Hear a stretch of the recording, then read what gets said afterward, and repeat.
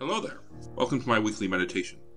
And know that no matter who you are or where you are in your life journey, you are welcome in this place. This is a weekly video that I do for my congregation in South Burlington.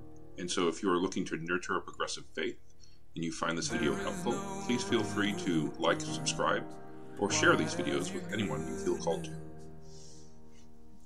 Our reading for today comes from Matthew chapter 9, verses 9 through 13 and 18 through 26. As Jesus was walking along, he saw a man called Matthew sitting at the tax booth, and he said to him, "Follow me." And he, Matthew, got up and followed Jesus. And as he, Jesus, sat at dinner in the house, many tax collectors and sinners came and were sitting with Jesus and his disciples. When the Pharisees saw this, they said to Jesus' disciples, "Why does your teacher eat with tax collectors and sinners?" But when Jesus heard this, he said, "Those who are well have no need of a physician, but those who are sick. Go and learn what this means. I desire mercy, not sacrifice, for I have come to call not the righteous, but sinners." While he was saying these things to them, suddenly a leader of the synagogue came and knelt before Jesus, saying, "My daughter has just died, but come and lay your hands on her and she will live." And Jesus got up and followed him with his disciples. Then suddenly a woman who had been suffering from hemorrhages for 12 years came up behind him and touched the fringe of his cloak. For she said to herself, "If I only touch his cloak, I will be made well." Jesus turned, and seeing her, he said, "Take heart, daughter, your faith has made you well." And instantly the woman was made well. When Jesus came to the leader's house and saw the flute players and the crowd making a commotion, he said, "Go away, for the girl is not dead but sleeping." And they laughed at him. But when the crowd had been put outside, he went and took her by the hand, and the girl got up.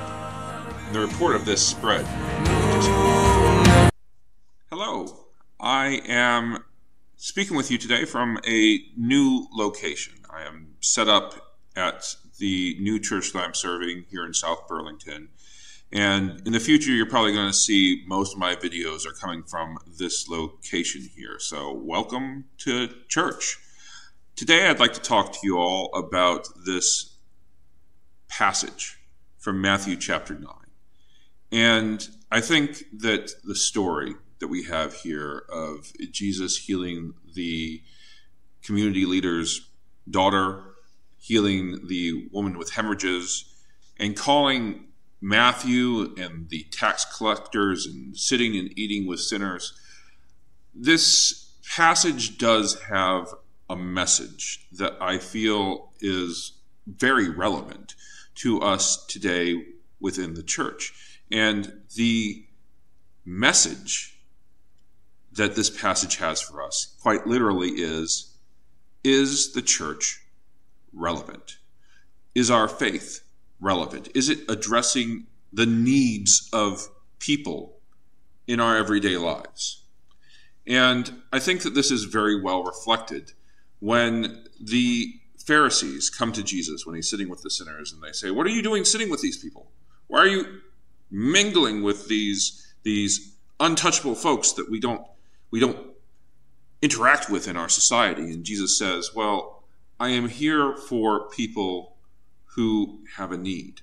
The way he phrases it is, if you're not a sinner, you don't need me. But if you're a sinner, I am your physician. I don't know if that's exactly the words or the terminology that I would use, but I do think that the spirit of what Jesus says here is exactly what people within the church need to be asking ourselves. Are we doing things that are relevant? Is our faith, is our message, are our practices and our traditions speaking to the needs of people here in the world today? Because I think in a lot of ways we get so caught up in tradition, we get so caught up in the motions of doing church, that we forget that we need to take what it is we learn here outside of church. We need to be speaking to injustice. We need to be standing up for what is good and what is fair. And we need to be showing what love can look like when it is put into action.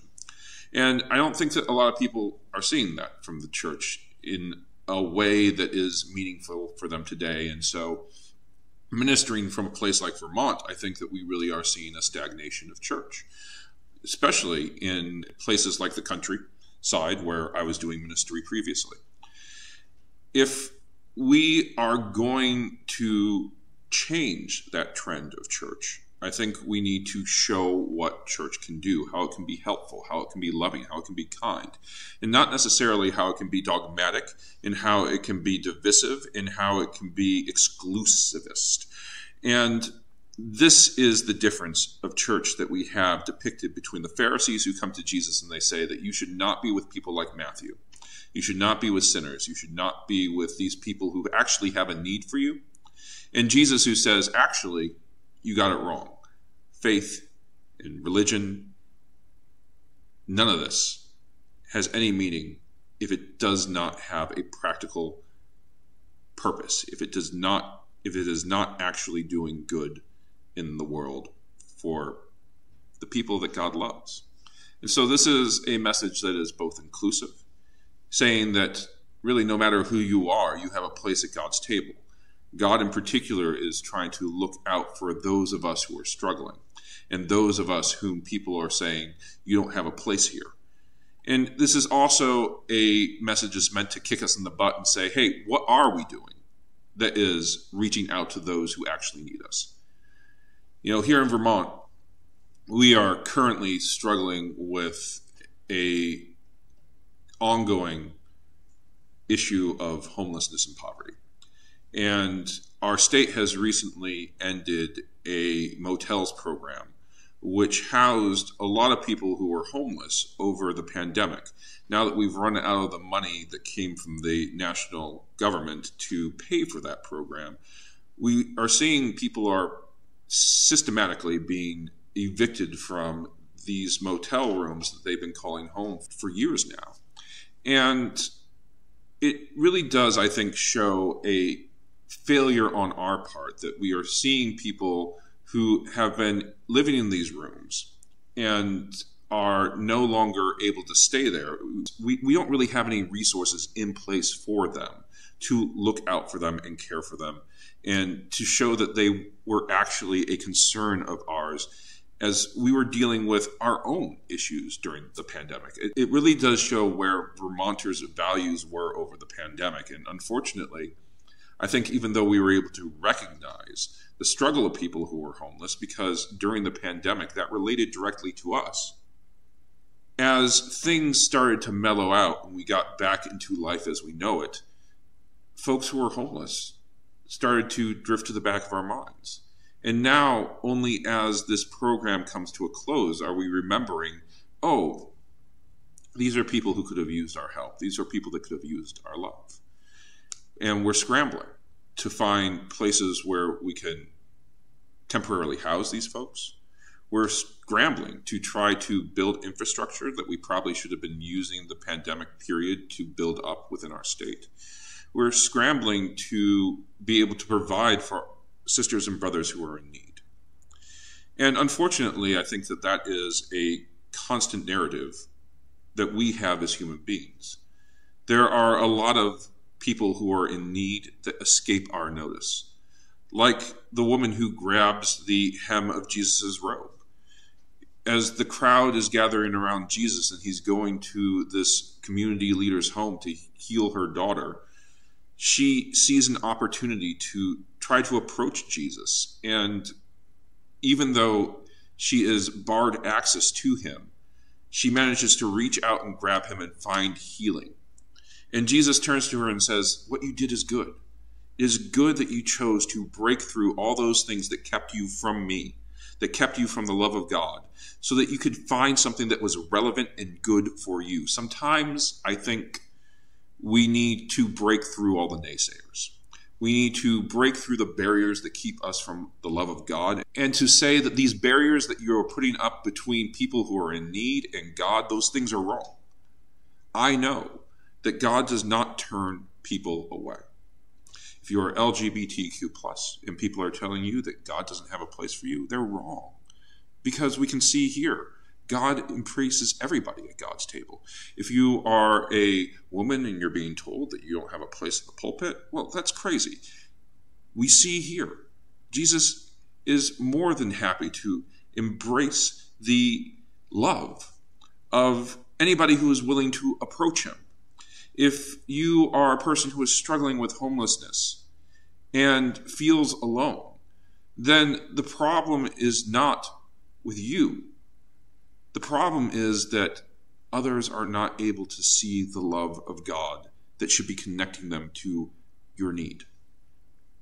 And I think that for us in the church, we need to recognize that we have a responsibility here in these institutions to build up awareness for need within the world. The church is supposed to put itself in the role of Christ as best as we are able. We are imperfect human beings, but we have taken on the job of trying to continue Jesus Christ's work within the world.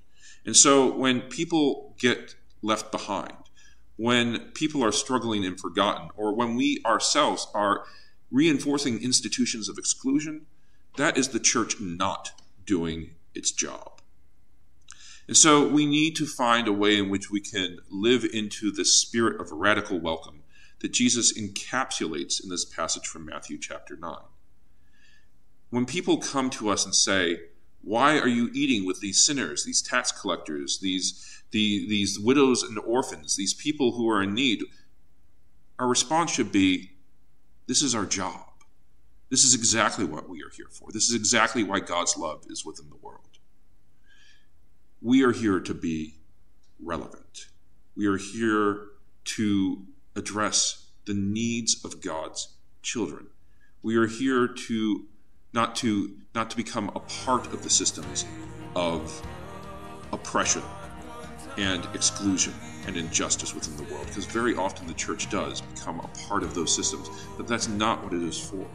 The church is meant to heal injustice, to lift up those who are unseen and unheard, and to bring healing to those who need it. And so, I pray that, especially as I enter into this new journey and in this new space, that somehow the path before us will lead to that healing. And maybe the church can become an instrument of good that is relevant to people here today.